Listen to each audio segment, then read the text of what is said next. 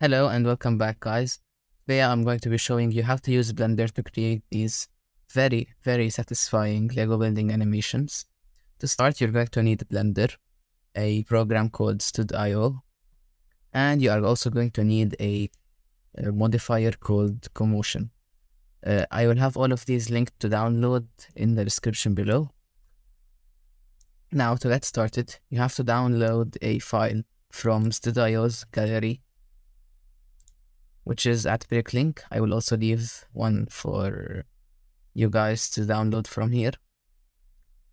After you download a model, open it in Stud.io. And you have to make sure that you don't have any submodels. Submodels in Stud.io are a group of bricks connected to each other, and they are saved as one brick. To make sure that you don't have those, you have to go here into this search bar.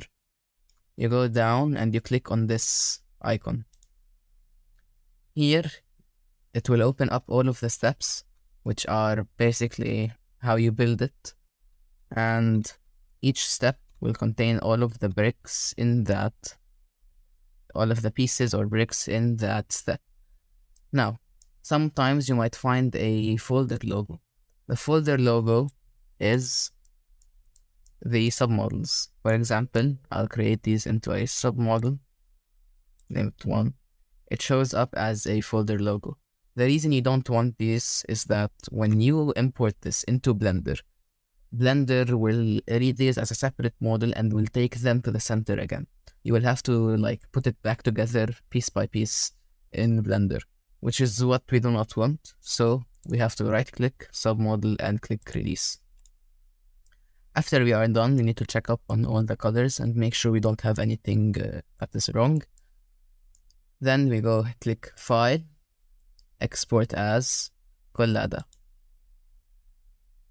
Make sure it is right-handed, counterclockwise, and do not include the logo.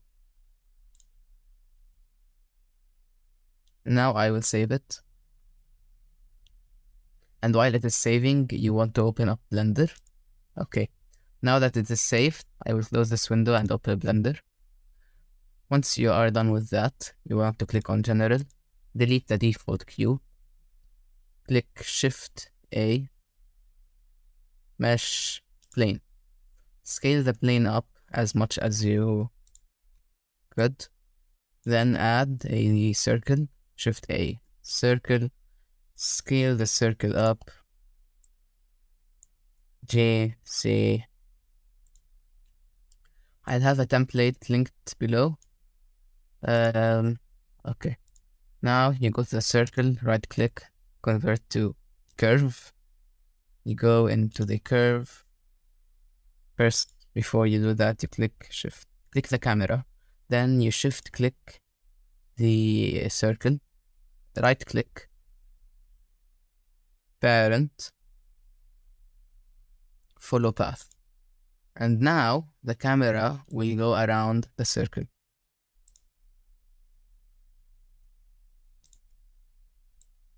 Then you go into this view, you go Control Add number pad 0, and then you click N, view, lock camera to view, and then you can change the view however you like while still maintaining the spinning that your camera had.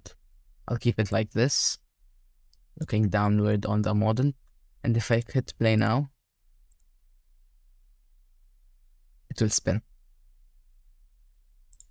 Okay, now the next step is importing your model.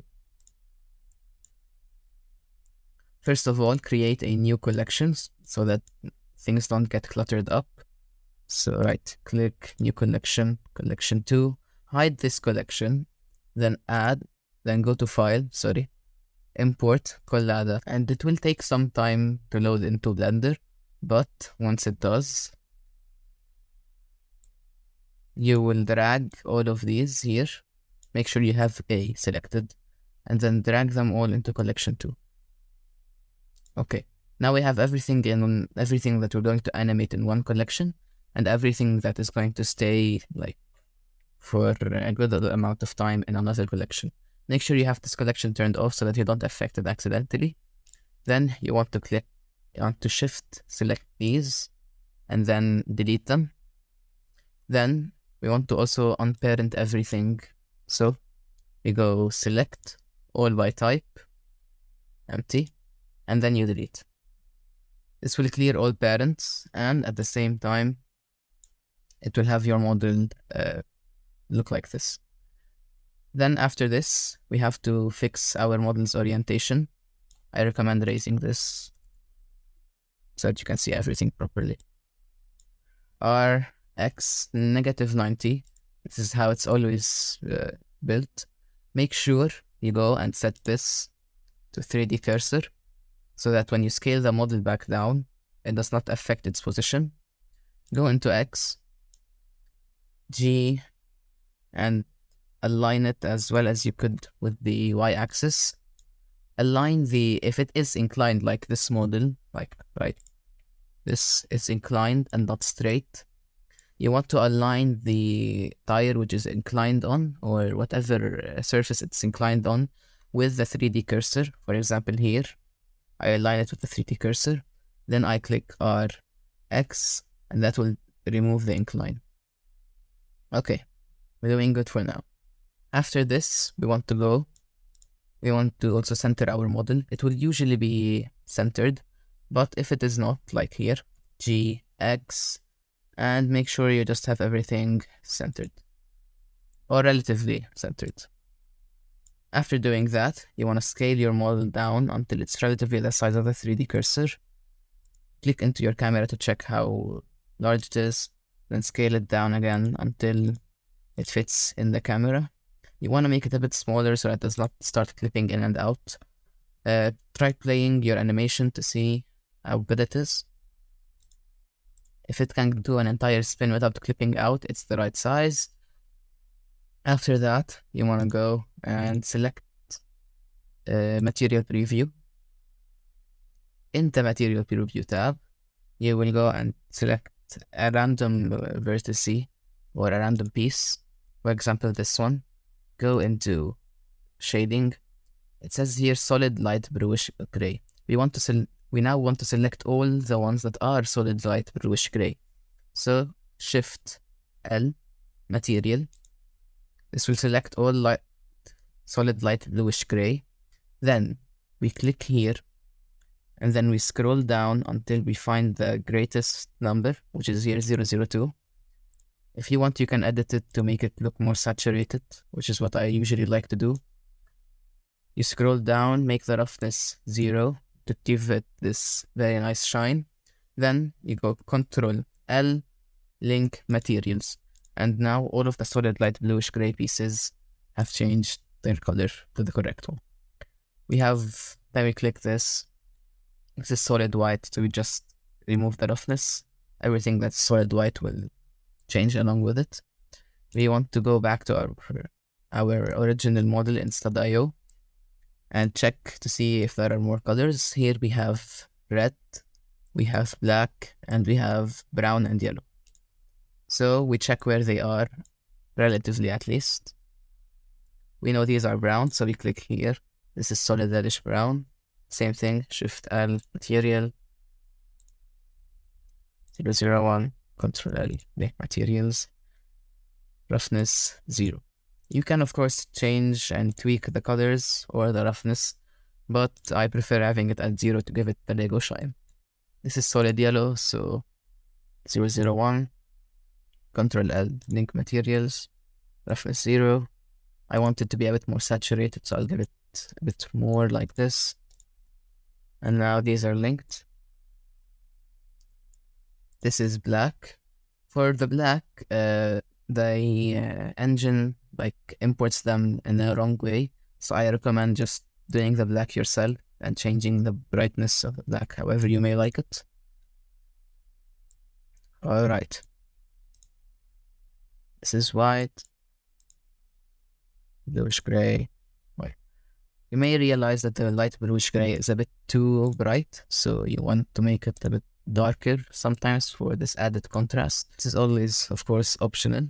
Now we have the solid dark bluish gray. Same thing, Shift L material, Control L link materials. And if you did the brighter color, you'd made it darker. You have to make this also a darker in the same equivalent manner. Roughness to 0. Okay, we have most of the solid colors done. We have some colors that are left. For example, here, solid white, white. All right. What else? We have a black. We did that. Okay. The outer colors are all ready. As you can notice here, these are red, which is, this is the light on the wingtip. This is the beacon light, because it's not on the top. And this is the other one, which is on the right side. Okay. Sometimes, if you have Afterburner, you will also add this as an emission. Now, to make these lights, we want to add an emission shader. This is trans clear. This is also trans clear. Okay. Here, you want to click on Use Nodes, go to Shading. Change the base color to the one that you want. Here, it's going to be red. Drop the roughness to 0. Go to the emission. Brighten it up. Make it red since it is red. And set it around 20, depending on the scale of your mod. Okay, it looks a bit orangey, so you want to go to the emission and darken it a bit. It looks red again. Alright, now as you can see, the green one also became red, so we just do this. And now it's another one. You can change it here, make it green.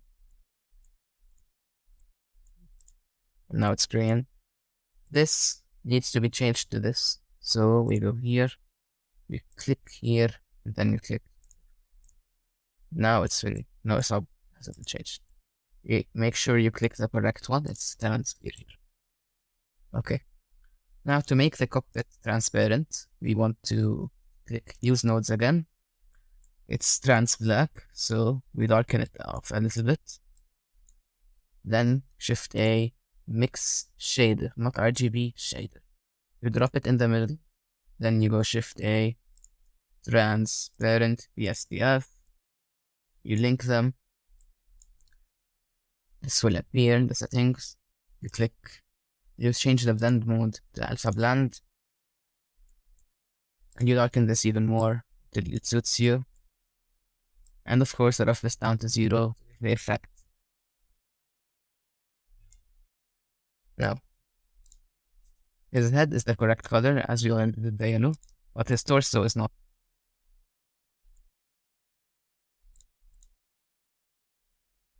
So, a solid dark red. Again, Shift L, material, Control L, the materials, and saturate it more if you want to.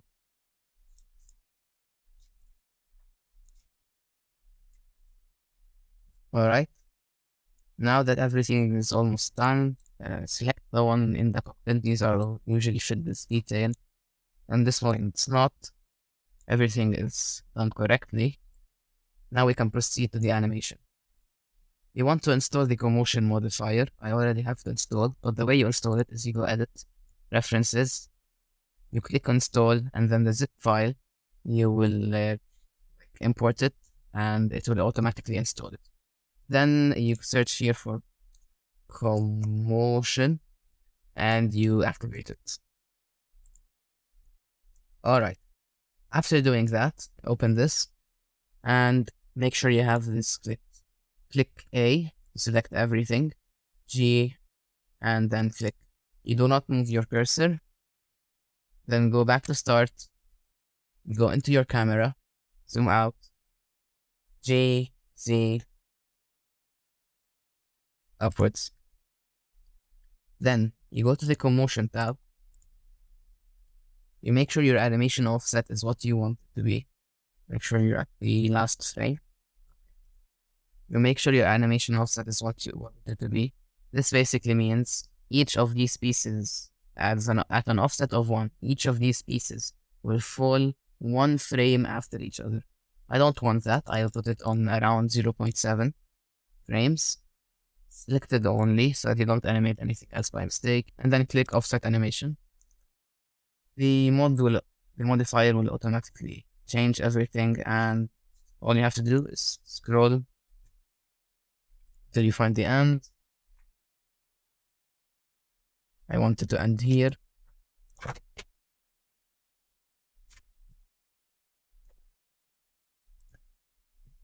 And there you have it. It's being animated. If you want to speed it up, you just have to make this less, like drag the slider a bit down. And that is your animation. Alright. Now we want to turn this off, turn this back on. We have the big plane, and we have the light. Delete the light and have the plane. Add a new material in the material tab. And then from the material tab, you want to set the roughness more than 5.0, just a little bit more. And then after that, you want to turn on the second collection. Scroll to the finishing frame approximately. Okay.